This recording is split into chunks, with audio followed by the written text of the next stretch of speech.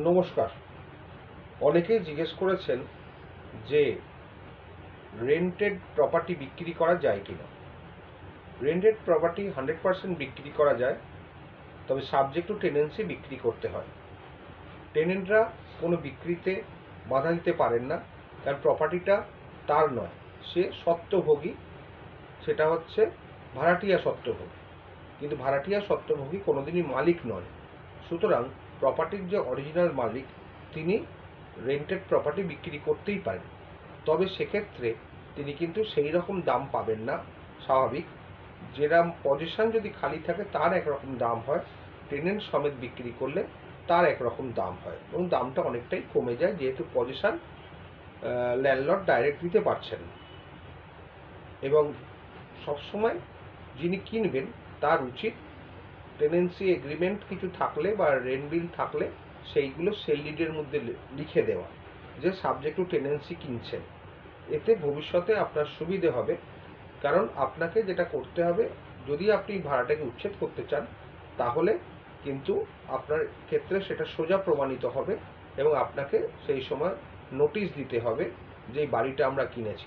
যদিও letter of অ্যাটর্নমেন্টটা দরকার, যে ল্যান্ডলর্ড টেনেন্টকে নোটিশ দেবেন যে আমরা এই বাড়িটা বিক্রি করে দিয়েছি অমুক লোককে, তুমি আজ থেকে তাকে ভাড়া দাও। এটাকে বলা হয় লেটার অফ অ্যাটর্নমেন্ট।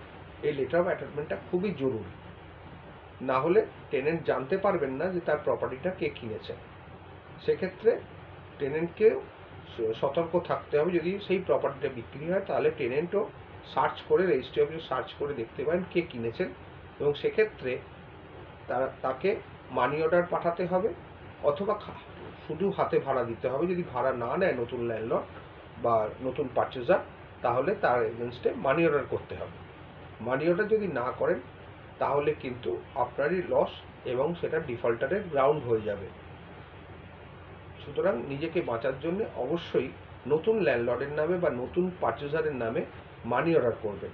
সে যদি হাতে হাতে বিল নেয় ভালো, নাহলে মানি অর্ডার করে নিজের টেনেন্সি রাইটটাকে বাঁচিয়ে রাখবেন, না হলে ভবিষ্যতে কিন্তু আপনাদের অসুবিধে হতে পারে।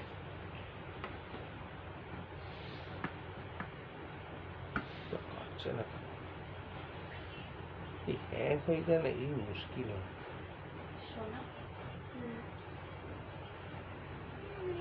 পাচ্ছি না।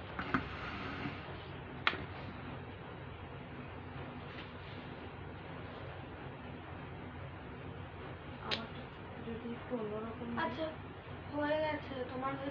যা করবো না, কাটছি তো না।